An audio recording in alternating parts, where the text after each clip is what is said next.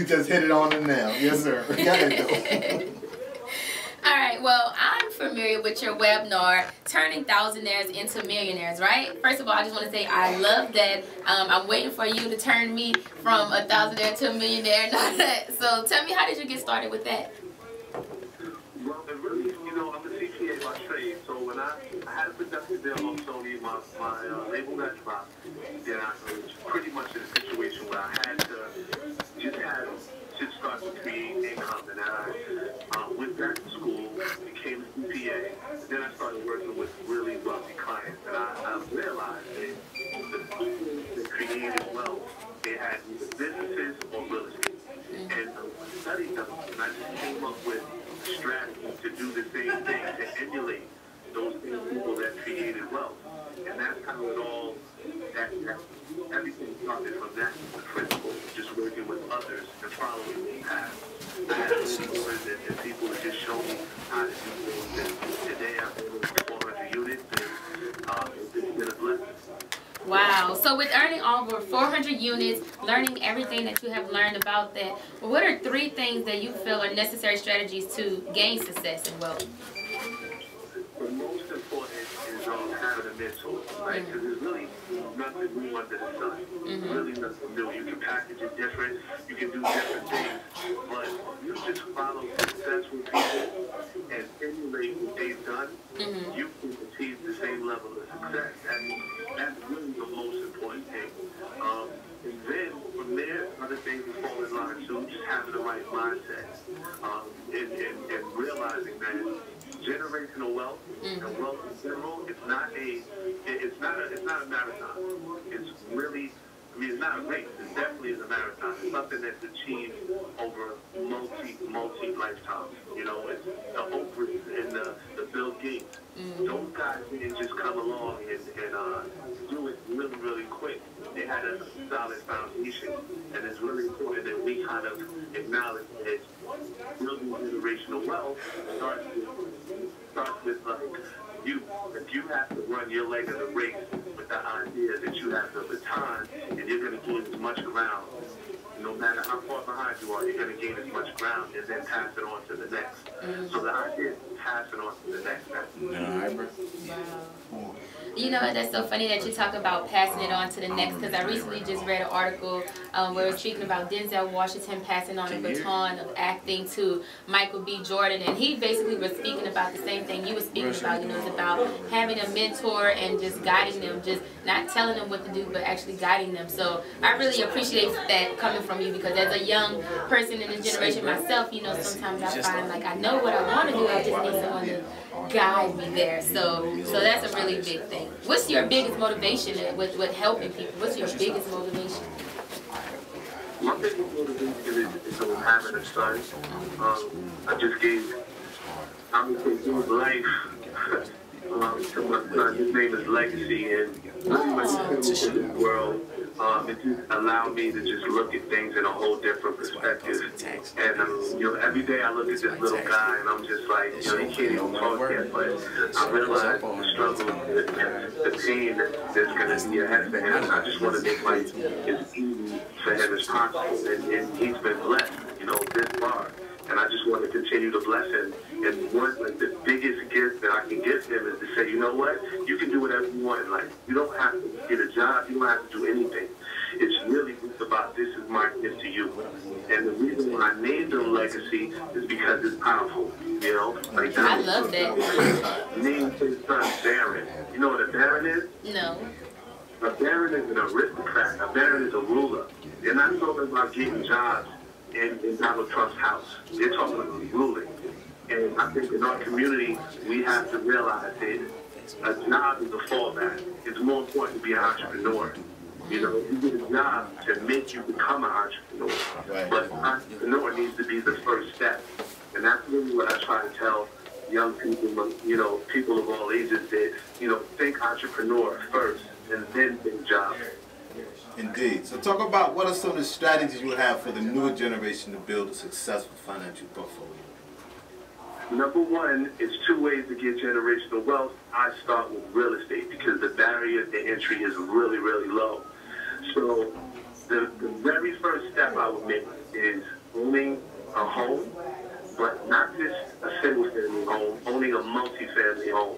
And make sure that you own a multi-family home, you're living rent-free. So there's an awesome government program. It's called an FHA loan. You can pretty much get into any property that you live in with 3.5% down. If you flip the script on that program, instead of getting a single family like most people do, if you get a multi-family, get a 4 or 3 family, you literally can live rent-free. So you live in one side, you rent out the other 2 or 3 units, and you do the same thing. You know, you basically just live rent-free, and then when you move out, you're getting income. That's just the first step. You know, imagine if you're like 20 years old, you buy a 4 family, you live rent-free, you rent out the other 3, you have the income coming in, and that's income that comes in for the rest of your life. Right. That's just going and going. And when you're that young, when you're 20, your expenses aren't crazy. You don't have the crazy car, you don't have the, you know, children at home. Well, some people got kids at that age, but long story short, kids are expensive, so, you know, you got to plan for those. But long story short, that would be the first step to really building generational wealth. Okay. So what makes your CPA company one of the best at what it does? Let people know about that.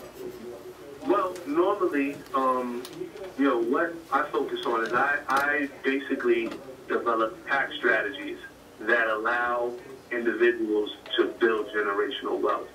The new tax laws that are coming down next year are going to be, you know, say what you want about Trump, but there's going to be a lot of wealth created just off the tax laws. For example, the changes that are taking place right now, I'm actually going to make $100,000 just off legislative changes in the tax code.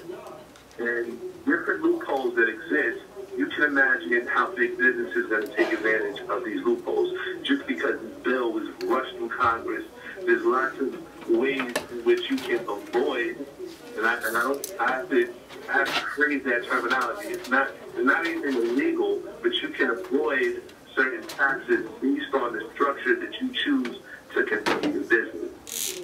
Indeed, indeed. You're listening to It's Bigger Than Hip Hop. I'm your host, Jeff Hodges. On the phone is our very special guest, CPA A. Donahue Baker. You have any questions, y'all give us a call, 404-603-8770. We're going to take a quick break and we'll be right back.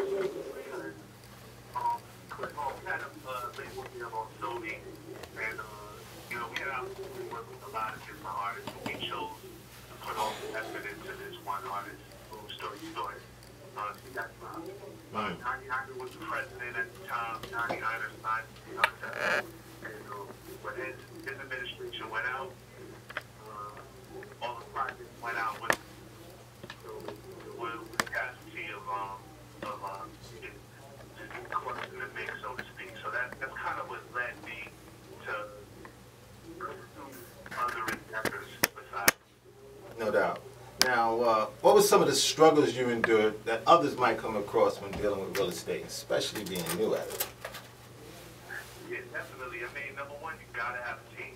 Gotta have a team. Like, ultimately, a lot of people, what they'll do is they'll start real estate, and then they'll say, hey, we got a team, and then, you know, inevitably something is gonna break, something is gonna go wrong. Right. You have a team. You have that support. People that don't have that team, they can hit that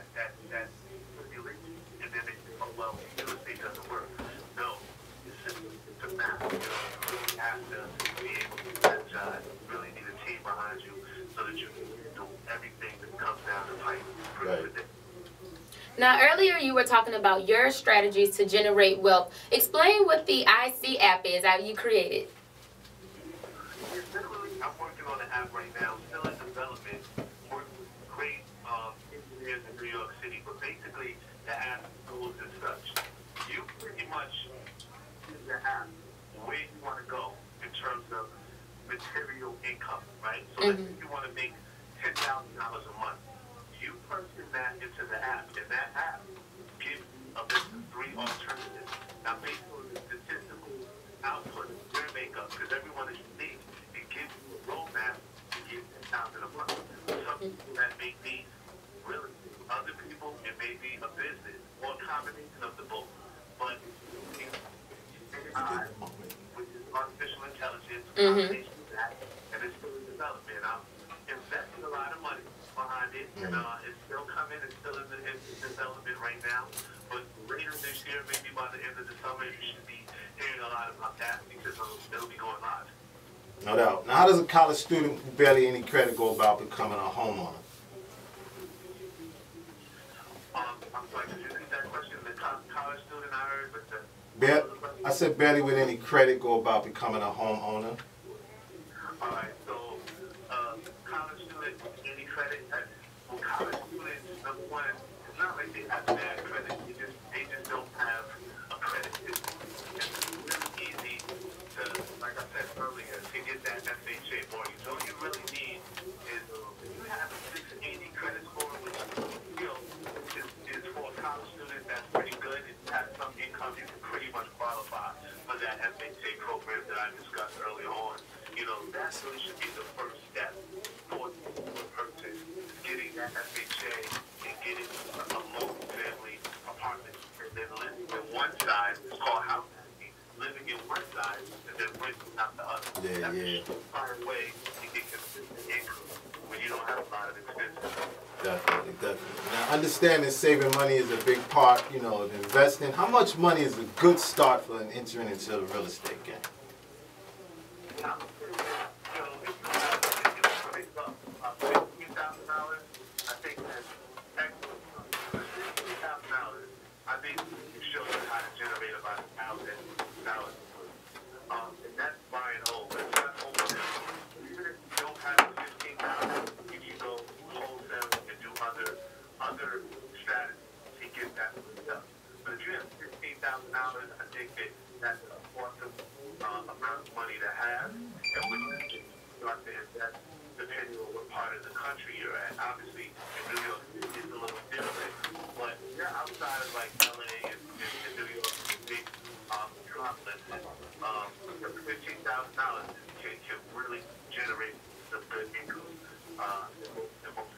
Now, do you host workshops and such, you know, teaching this generational wealth where people can locate you? If so, give them that information.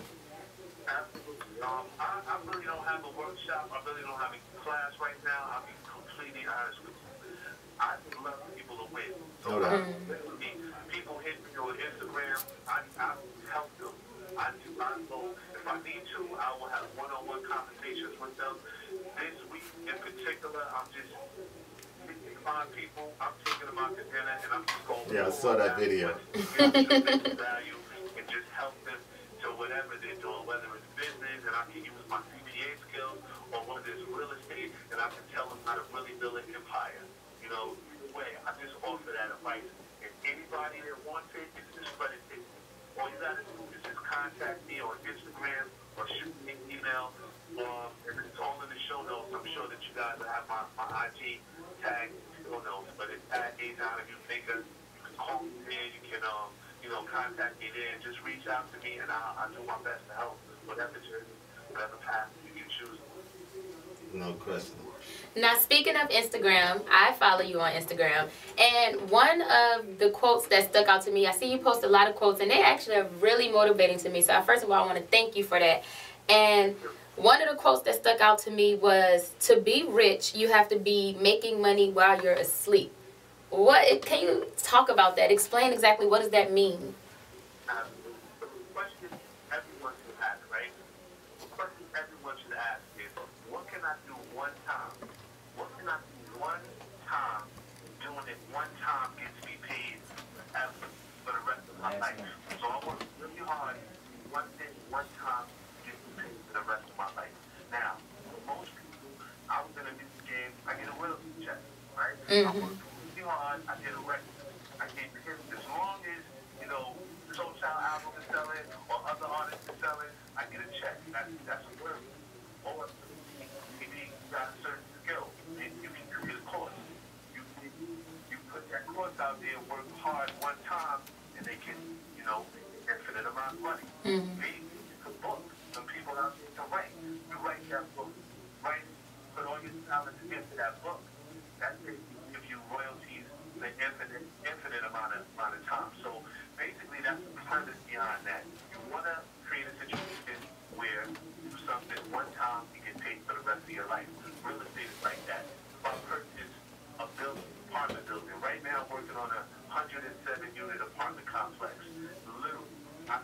apartment complex, hire a property manager, and I don't really have to do anything for as long as I'm alive. And in fact, my child doesn't have to do anything for as long as he's alive. As long as he maintains that and just maintains the asset. So basically that's the premise behind that. And that's what I'm trying to tell people. That's the essence of generating wealth. And that is definitely some profound and useful information, brother. And we want to thank you for being on It's Bigger Than Hip Hop. Yes. And y'all heard him. Y'all reach out to him. Y'all trying to get that generational wealth going. Reach out to the brother over there on Instagram. I want to thank you again for being part of the show, Donahue. It's been an honor and a pleasure. I want to say one thing, sir. Yes, sir. Yes, sir. I just wanted to acknowledge Shauna because she has favorite hit right now at dinner time. That I that phrase. I just wanted to acknowledge her for that. Yeah. Let me tell you. No doubt. I'm definitely a fan, so I'm really honored to be on the show. Thanks for having me. No, thank you. Yes, sir. Yes, sir. It's Bigger Than Hip Hop, y'all. We're going to give you that moment in hip hop. That was our very special guest, A. Donahue Baker. Y'all go check him out over there on Instagram. We'll be right back. You know, worked with him before on other projects. I keep saying products. So, but yeah, it was really cool this time and doing it. And like I said, I would shoot in the morning. I would do from 5 to 12. I would do vocals, and then from 1 to 1 in the morning, we would shoot the movie. So. Indeed. And as you said, you co-wrote with your partner there, Derek Muhammad, 3 of the songs. What was the inspirations for those songs? Oh, well, a lot of the songs were about, you know, the movie. So it was, you know, Where I Belong and I Am the Storm and, you know, Hurricane, just kind of what Gail Storm was going through the movie. And that reflected some of the music and, well, pretty much all of the music. So. No doubt. Now, owner and operator of Karyn White Enterprise, has being an entrepreneur something you always aspired to do? Yeah, I was doing that when I was in elementary. Okay. I was a little promoter. I would, you know, go to, yeah, I really would. I'd put together groups and I would, you know, go to like PTA, can I perform? And, you know, can we put together this dance troupe? And I didn't realize I was doing that at an early age. And I was very focused. And I think that focus was even more so than my talent, because I was so driven and I knew what I wanted to be at an early age. And I had such a confidence from my parents.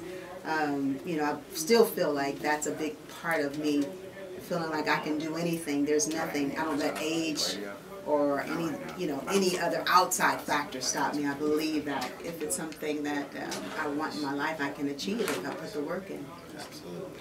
Now, owning your own label now, how do you feel with women now not just being beauty and not just being talent, but also having that business mentality? Like, do you feel like that's really important nowadays? Oh my God, of course. Yes. Yeah, business is #1. It's, you know, you're going to learn, you know, before when I was in the industry, before I was married to Terry Lewis, and really, that's where I took on really my business mindset, really, when I got around Jimmy and Terry and just saw how, you know, they ran their whole business and operation.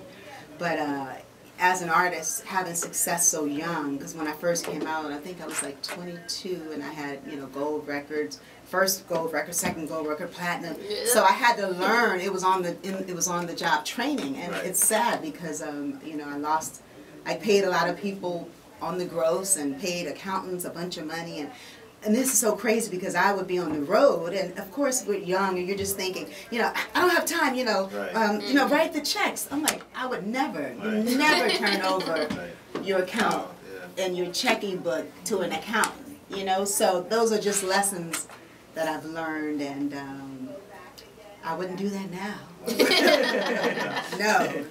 And I'm always trying to tell you know, especially being in this business, to, you know, have multiple streams of income, you know, and so that's what I want to do. Not only, that's why I'm flipping the house. We have this project that we own, this film, and people say, well, you know, why don't you try to sell it to Netflix or Hulu, which that will happen, but we're trying to not only just make a film, we want to make films, the Karyn White Enterprises. We want to change and shape, you know, how black people are seen globally. And to do that, you know, like I said, it's that growing pain of like, okay, well, small steps. And we just ask for you guys to support our projects. And if you, you know, check it out, go to KarynWhite.me, KarynWhite.me, and you can see the trailer. Go to GaleInTheStorm.com, GALE and the Storm, STROM.com, and check it out. We're on Amazon too. So. Now, I was kind of taken a look back, not from a negative standpoint, but just to see how strong of an advocate you was for the funk, knowing that you came into the industry on the R&B tip. Like, tell us how that all came about. Make it funky. Oh, well, I mean, I love, I mean, come on, like Rick James. Right. And, I mean, it's just hard not to. Parliament, come on, man. Bootsy. I mean, I just missed that era of music, and I was really inspired by my boy, Childish Gambino. Yeah, I love him. Of course. Say whoa. So when I heard that album, I'm like, oh, yes. And I love where he was going, so I was like, well, wow. He was so different from everybody else doing the same pop stuff, and so that was really, I was excited. And actually I have a song called what was that called? Lame Excuses. Lame Excuses, that kind of came from that Stay Woke Bootsy type of feel. So I just appreciate all kinds of music, of course, but funk is just like, come on, man. See, anticipated Danny Glover collaboration. Oh man, I would love to. I would love to. He's such a talented guy. You know, I'm really proud of what he's doing. No doubt. Now, share that amazing backstory to the film you guys told. I mean, that is crazy how, as she said, you did some writing for the, you know, the soundtrack. Yeah. Utilizing some students from the school and all that. Oh, yeah. Okay, so we are, so we said we had this budget of, you know, $20,000, and we didn't want to, you know, spend any more. So Derek met with these brothers that went to Morehouse and vetted them, and really great brothers who we had seen some of their work and really liked some of their web series. And that's why you got to just keep doing your thing, because you never know who's going to see it, you know. So we met with them, and we told them about, you know, we wanted to do this project, and we shot everything in Sacramento, and it was 7 days. We did it, and we pulled it off, and it's like, it's such a great feeling. Because a lot of people start something, especially like a movie, and to be able to like write it and pull it off, and all under 20,000, we was like, we did the damn thing. Even if nothing even happens. It already happened. I know, we did it, huh? It's in history. Maybe I'll be like, you know, I just went and saw Grace Jones's movie. She has an independent film out last week, and I mean, you just, you know, you never know what's going to happen. You know, it's leaving a legacy, and it'll be like, you know, it was pretty dope seeing her do her thing too. Now talk about that indie experience and the freedom that it brings after being a signed artist. Man, I love it. But the other part, being an indie artist, you know, you have to do it all. That works. That part I don't like. I was telling my partner, I'm like, sometimes I just want to, you know, be creative. So, but I have to worry about, you know, the business and all the other things that have to come with it. But, you know, the indie spirit is just great, having that freedom to do what you want to do. Because when I was with Warner Brothers, it was interesting, because on my first project, I was with my manager was Larkin Arnold, and he was the president of CBS, and, you know, he signed Sade and Luther, negotiated the deal with Michael Jackson Thriller, so he's a beast, right?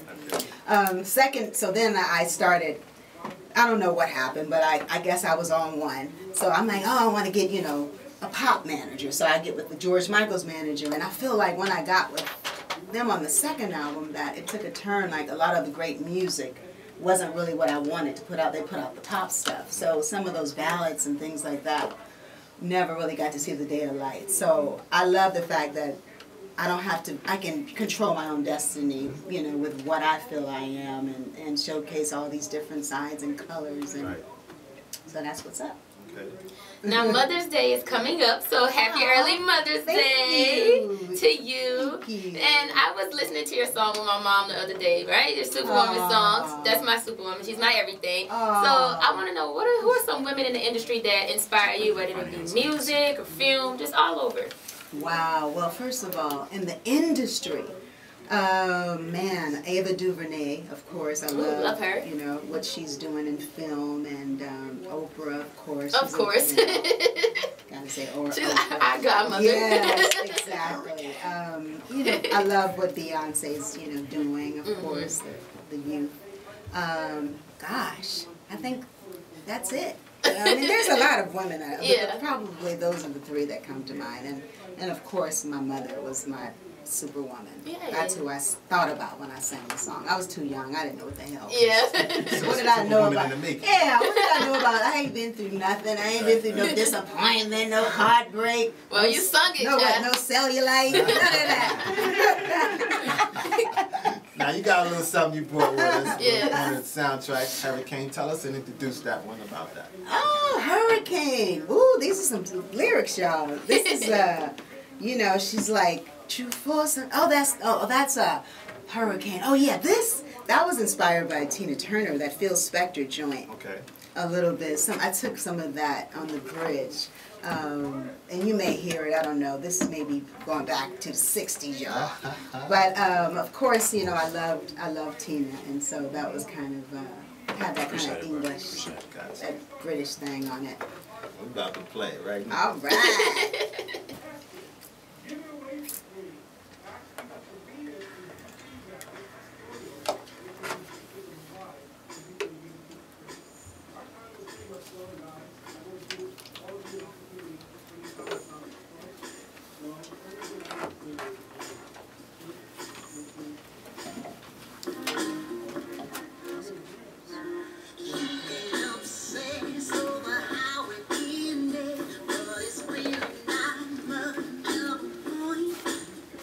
I can run the trailer too.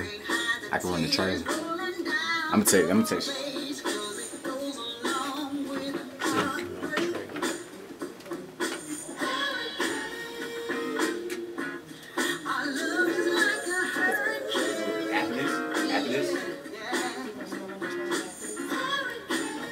know what I'm talking about?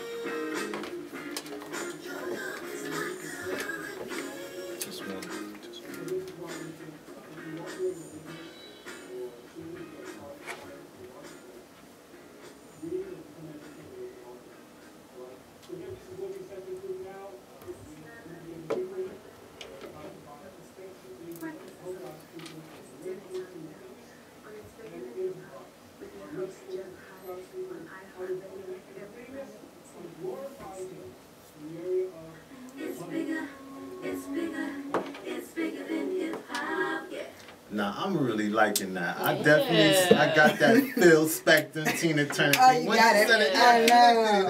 It was like, and I was tripping off of the '60s thing. I was, you know, shoot Oh, I was like, oh yeah, kind of, yeah, I forgot we took that whole. Okay. Yeah, like okay, it. thank you. Yeah, I mean, it's so different, you know, so that's the thing. When you hear it, it's like, oh, it's kind of refreshing. And that's the way. Yeah.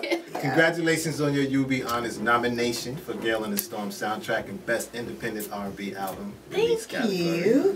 No doubt, no doubt. You Now doing let's. your homework, Oh, boy. no. I'm like, this is a great interview. Appreciate it. Yeah. Now, as you said, I do my homework. I checked you guys out, you and Derek Muhammad there, and I listened to you made a point, Derek, about how the industry is no longer that old vehicle and the model and the change. I wanted you to elaborate on that. Wow, okay. Get in here, get in here. The industry, say that again so I can make sure I'm In thorough. regards to the point you made, you say it's not that same model. You know, we got Right. to jumpstart with a new approach. You know, with the internet, right now, it's wide open. The big field's awake, the wide awake man. Before, it was all closed. You had to go through the internet, you had to go through Hollywood, you had to go through some kind of record label. But with the internet right now, if you use it as a tool for your benefit, Right. you can change the game. So what we did was we understood that she had a specific fan base, and we knew that we would market to that fan base. And if it blow up, which we expecting it to blow up, No doubt. then it would spread like wildfire. And that's the reason why we wanted to keep the budget small, so the revenue would be recouped, and then we can wash, rinse, and repeat. No doubt. Because the thing is having power and control of your content. Before, they had this industry set up where you got a half a penny, like Little Richard on his record, how you split half a penny. Right. But now you can get the whole $19.99 and then go out and pay your royalties to whoever else was on the album. So it's just about being in the business of the entertainment business. Absolutely. Definitely wanted you to make that point. Thanks. 'Cause right now, we talk about indie artists and the importance of just, like you said, owning your own content. And in 2017, you landed a reoccurring role, Mrs. White, over there at BET Centric Yes. TV. Beauty and the Bowler as trophy wife Kim Banks. Tell us a little about that and when we can see that pop on our screen. Oh, okay. Well, actually, that came out in last August. I think we had a run on Centric. Okay, and you got picked up. That's what it was. Yeah. And I played. That was my first role. Shout out to Michael Ajacque, Emmy Award winning Michael Ajacque. Okay. He wrote, stuff for Martin and Maisha and Moesha. But yeah, so that was my first acting debut, and in Los Angeles. It was really it was fun. He did the same thing. He shot it.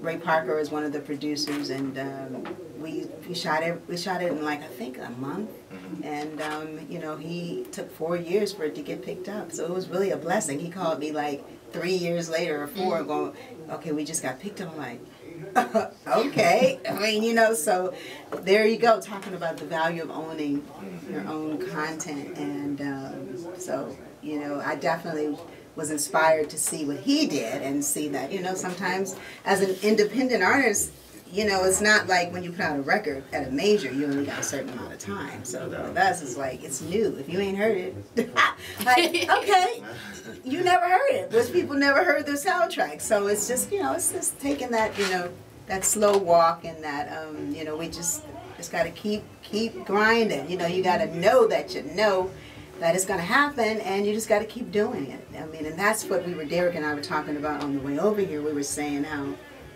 a lot of black people, with this, just, I don't know what it is about our culture, we'll support other things that we think are hot, but if you're not hot, it's like, that's a whole nother thing. So it's we want to, we just got to support each other more, and I just hope that I'll be, opening up that door for the next person, who's going to come and, with a project. Because I support people. No doubt. Well, people can come support you. I read you're going on an upcoming tour. Yes. In South Africa, UK, Japan. Talk about that. Yes, well, we're looking to Gale in the Storm. We'd like to take it on the road, and we're going to be doing something here in Atlanta Ooh. at Sweet Lounge. Hopefully, I'll have a day anytime soon, but make sure you come see the show. Love that place. Yeah, this Love is that going to be place. such a, I mean, it's going to be an experience. I got some, the Storm, so we'll be playing and rocking out, and we'll be doing a lot of stuff from the album. And then some, of course I got to do my classics, but Right. y'all got to let me be me. Like, I'm just not going to sing, my hits. I got to introduce you to the new. That's right, Yeah, that's right. yeah. Like I said, reinventing yourself is an art form, so it's a beautiful thing. We can't get stuck in what we, Exactly. That's what I'm trying to tell them. I'm like, I can't, come on now. Y'all got to let me do something. Let her live. Can she live? Yeah, let me live. Right. I want to live. Tell them where they can get that movie, Gale in the Storm. Gale and the Storm at GaleandTheStorm.com. GALE&TheStorm.com. For $4.99 to rent or $9.99 to purchase it. And you can get the soundtrack at KarynWhite.me. KarynWhite.me. Sign up there. Right now, if you go to my page, you'll see that I'm flipping a home in Atlanta. So you get to see the business side of me. And I talk to you about how to purchase homes, how to flip them smart, and how to, how to be an entrepreneur and just be beyond just, a musician. You got to be it all. So be a superwoman. Yes. Can't Can't just be talent. Can't just be pretty anymore. You can't just be pretty. You got to do it all. Like multiple streams of incomes. And then also shout out to my baby Ashley Nicole Lewis, Mini Me. Doing her thing over there. Doing her thing. I'm proud of her. Yeah, that was pretty cool seeing her doing the news. I know. She's something else. She's something else. Yeah, I'm really proud of her. Did you catch the acting bug? Because I know I did. I was up in Black Panther as an extra, so I know I caught it. So you catch that acting bug? Awesome. I saw you. Yeah. Of course. Yeah. I love it. But it's we take lessons, and acting ain't no joke. I mean, to be great at anything. So I'm still taking lessons, and I'm looking forward to this next project and whatever else we're going to do. But yeah, definitely love acting. Got to do it all. I'm an entertainer. So when I go on stage, it's like all of that. That's why I love performing, because you get to use every part of you. So especially me, because when I love, it's just a whole nother person that takes over. And acting really helped me with my performance. I didn't realize how free it makes you, because you have to get up and do monologues, and there's a lot of rejection in acting. I went to all these auditions and not get it, so it just makes you tough, and you're just like, fuck it. You know what I mean? So I know, I'm sorry, y'all, but yeah, no, it really makes you just, and I really want to say that, you have to feel like, I'm a bad motherfucker, and you really have to have that about yourself. I'm not saying be arrogant, but you got confidence, and you got to believe in that, you got to believe in yourself. You don't, nobody else will. Exactly. It's definitely been an honor and a pleasure. Oh, thank you so much for joining us. You too. It was fun, you guys. I had a good time. I can't stop staring at your hair. It's so beautiful. Thank you. Wish you continued success and all the best. You too. I wish you guys the same. Thank you. Okay. Thank you. You guys, y'all make sure y'all get out there and check out that Gale in the Storm. It's official tissue. You heard? Right here on this Bigger Than Hip Hop. Until next time, stay up, everybody. We will see y'all next week. We got to get up out of here. Yeah. Peace.